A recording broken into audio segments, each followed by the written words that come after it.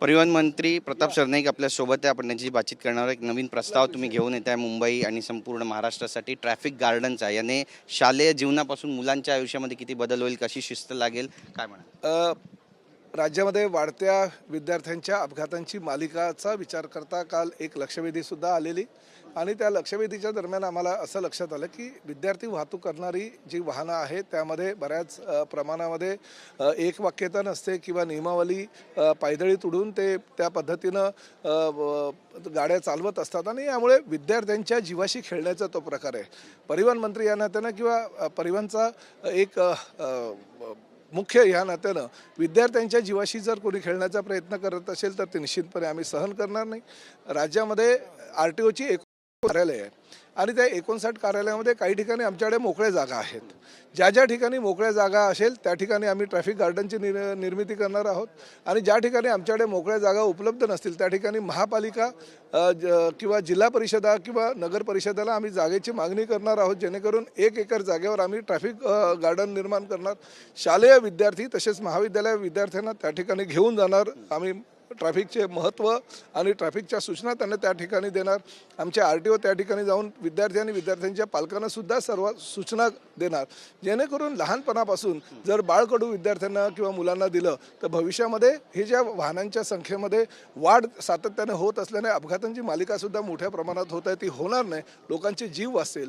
केंद्र आणि राज्य शासनानं करोडो रुपये ह्यासाठी निधी उपलब्ध करून दिलेला आहे रोड सेफ्टी फंडच्या माध्यमातून. त्या रोड सेफ्टी फंडचा निधीचा विनियोग करून आम्ही राज्यामध्ये 60 ठिकाणी ट्रॅफिक गार्डनची निर्मिती करणार आहोत. लॉ अबायडिंग सिटीजन तयार होतील या निर्णयामुळे?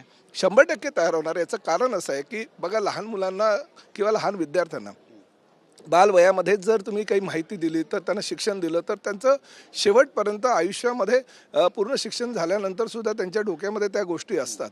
Red signal, yellow signal, green signal याची माहिती, झेब्रा क्रॉसिंगची माहिती किंवा जे काही ॲरोज असतात ट्रॅफिकच्या संदर्भात त्याची माहिती जर लहानपणापासून त्यांच्या डोक्यामध्ये आली तर त्याचं विस्मरण होणार नाही आणि वाहतुकीच्या ह्या दृष्टिक्षेपात येत असताना त्यांना सगळ्या नियमाचं पालन करून पुढे जायचं हे जर त्यांनी गृहीत धरलं तर अपघात होणार नाही, अपघाताची मालिका थांबेल. उपमुख्यमंत्री आणि रवींद्र चव्हाण यांच्या 2 तास काल बैठक झाली आहे. प्रीतिभोजन देखील झालेलं आहे आणि महायुती म्हणूनच मुंबई महानगरपालिका आणि त्यासोबतच इतर महानगरपालिका लढवल्या जातील असा निर्धार केला आहे. काय म्हणाल? 3 दिवसापूर्वीच राज्याचे मुख्यमंत्री देवेंद्रजी फडणवीस, एकनाथ शिंदे साहेब, बावनकुळे साहेब त्याचबरोबर रवींद्र चव्हाण साहेबांची बैठक झाली आणि बैठकीनंतर महायुतीमध्येच भविष्यातल्या निवडणुका लढायचं असं धोरण निश्चित झालं.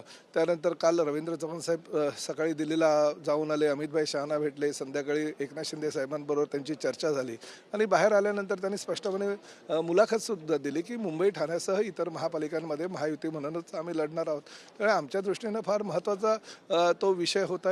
कधीही आचारसंहिता लागू शकते महापालिका आणि जिल्हा परिषदेची. त्यामुळे पहिल्या टप्प्यातील 12 जिल्हा परिषदा आणि 29 महापालिकेच्या निवडणुका होत असताना महायुतीतून लढण्याची तयारी किंवा मानसिकता जर कार्यकर्त्यांना आत्तापासून आम्ही दिली तर त्यांच्यामध्ये तशी तयारी होईल आणि हा निर्णय झालेला आहे. त्यामुळे निर्णयाच्या अंतिम राहून हे अधिवेशन संपल्या सगळ्या बैठका चालू होतील. पण मागच्या अधिवेशनामध्ये मुख्यमंत्र्यांनी नवाब मलिक बाबत पत्र दिलं होतं की त्यांची जी भूमिका आहे ती पक्षाला संलग्न नाही आहे, संकेतांना धरून नाही आहे. मग त्याबद्दलची जी भूमिका आहे ती आता सौम्य झालेली असं म्हणावं का? कारण महायुतीमध्ये राष्ट्रवादी, भारतीय जनता पक्ष आणि शिवसेनेची ही नैसर्गिक युती आहे. अटल बिहारी वाजपेयी साहेब, अडवाणी साहेब आणि त्याचबरोबर शिवसेना प्रमुख आदरणीय बाळासाहेब ठाकरे यांनी ही युती केलेली आहे. प्रमोद महाजन साहेबांच्या माध्यमातून ह्या युतीला सुरुवात झाली होती आणि ही नैसर्गिक युती आहे. शिवसेना भाजप ही नैसर्गिक युती असल्याने ह्या नैसर्गिक युतीमधूनच लढण्याचा आमचा निर्धार आहे.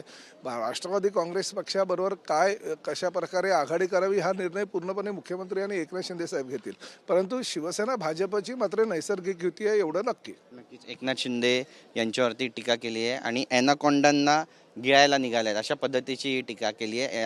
अमित शाह ॲनाकोंडा म्हणतात अमित शहांना, उद्धव ठाकरे.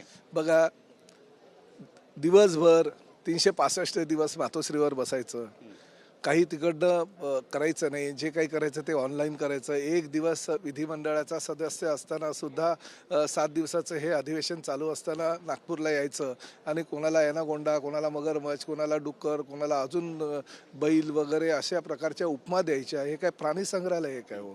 लोकसभा किंवा विधानसभा हे प्राणी संग्रहालय नाही आहे, हे सर्वसामान्य जनतेचं प्रश्न सोडवणारं मंदिर आहे. या मंदिरामध्ये आल्यानंतर तुम्हाला कोणी रोखलं होतं? तुम्ही सोडवा ना प्रश्न. विधानसभेमध्ये विधान परिषदेमध्ये तुमच्या आमदारांना तुम्ही बोलायला सांगा. स्वतः तुम्ही एक आठवडा या, तुम्ही चर्चा करा आणि चर्चेनंतर जे काही त्या खात्याचे मंत्री असतील किंवा मुख्यमंत्री असतील त्यांना धारेवर धरा. आणि जर आम्ही चुकीचं काही करत असेल तर आमच्या निदर्शनास आणायला आम्ही ती चुकी सुधारू. परंतु फक्त विधिमंडळाच्या आवारात यायचं, पत्रकारांना भेटायचं आणि पत्रकारांना भेटल्यानंतर हा ॲनाकोंडा, हा मगरमच्छ किंवा अशा प्रकारच्या उपमा द्यायच्या हे चुकीचं आहे. प्राणी संग्रहालय म्हणून लोकसभेकडे तुम्ही किंवा विधानसभेकडे बघणं हे योग्य नाही. दोन जळजळीत टीका केल्या आहेत आदित्य ठाकरेंनी सुद्धा एकनाथ शिंदेंवर. ठाकरे म्हणतात की एकनाथ शिंदेंनी लाज बाळगून टीका करायला पाहिजे आणि त्यासोबतच आरशात पाहायला पाहिजे. याला उत्तर कसं देणार? पहिलं तर मी ह्या गोष्टीचं अर्थ आदित्य ठाकरेंना बाळकडू हे एकनाथ शिंदे साहेबांनीच दिलेलं. त्यांच्या आईवडिलांबरोबर एकनाथ शिंदे साहेब असू द्या किंवा मी असू द्या, लहानपणापासून आम्ही त्यांना बघतोय. त्यामुळे त्यांच्याविषयी जास्त काही बोलणार नाही. पण शेवटी आपल्या वडिलांच्या वयाचा किंवा म्हणजे मोठी जी व्यक्ती आहे त्यांच्याबरोबर बोलत असताना काहीतरी तारतम्य पाळण्याची संस्कृती ह्या महाराष्ट्राची आहे. अशा प्रकारे त्यांनी वक्तव्य करू नये. आत्ताच कुठे ते विधानसभेमध्ये एका मतदारसंघातले 3 आमदार हे आलेले आहेत. म्हणजे आपल्याला विधानसभेमध्ये निवडून यावं म्हणून अजून 2 लोकांना सभेचे सदस्य त्या परिसरातले होते, सुनील शिंदे आणि आमचे सचिन भाऊ अहिर, त्यांना तुम्ही विधान परिषदेवर पाठवला कारण तुमचा पराभव होता कामा नये म्हणून. आणि अवघ्या 8 ते 9 हजार मतांनी तुम्ही त्या ठिकाणावरनं निवडून आलात. आणि आता असं जर एकनाथ शिंदे साहेबांना तुम्ही शिकवत असाल, ज्यांनी स्वकष्टाने आणि मेहनतीच्या जीवावर राज्यामध्ये 80 जागा लढल्यात आणि 60 जागा निवडून आल्या, आमच्यासारखेच त्यांचे सहकारी 1,08,000 मतांपेक्षा असं मताधिकाऱ्याने जर निवडून येत असतील तर त्यांच्यावर आरोप करत असताना स्वतः त्यांनी आरशात बघणं गरजेचं आहे. 98 कुणबी दाखले आतापर्यंत केवळ देण्यात आलेले आहेत. 594 जणांनी अर्ज केला होता. मागच्या 3.5 महिन्यात केवळ 98 कुणबी दाखले मिळालेले आहेत. आणि ज्या पद्धतीनं आंदोलन झालं मनोज जरांगे पाटील, त्याच्यानंतरची ही आकडेवारी आता समोर येते. हैदराबाद गॅझेटियर संदर्भातली काय म्हणाल? नाही बघा, हैदराबाद गॅझेटियरची मागणी ही मुळात मनोज दादा जरांगे यांची होती आणि त्यामुळे त्यांच्या मागणीला प्रतिसाद देत राधाकृष्ण विखे पाटलांना जे अधिकार राज्य शासनाने दिले होते त्या माध्यमातून तो हैदराबाद गॅझेटची अंमलबजावणी ताबडतोब करण्याच्या सूचना संबंध जिल्हाधिकाऱ्यांनी दिल्या होत्या.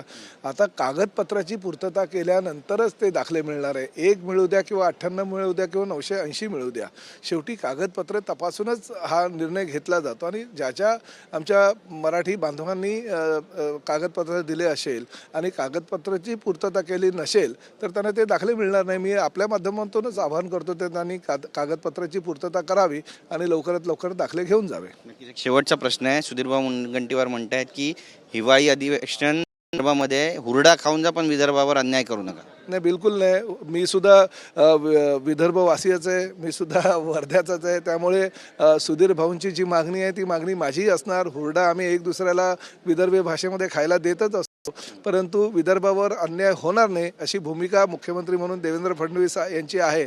आणि सुधीर भाऊंना सुद्धा कल्पना आहे की देवेंद्र फडणवीस सुद्धा विदर्भातलेच आहे, नागपूरचेच आहेत. धन्यवाद आमच्याशी बातचीत केल्याबद्दल. कॅमेरा पर्सन योगेश गुरवसह गिरीश गायकवाड, TV9 मराठी, नागपूर.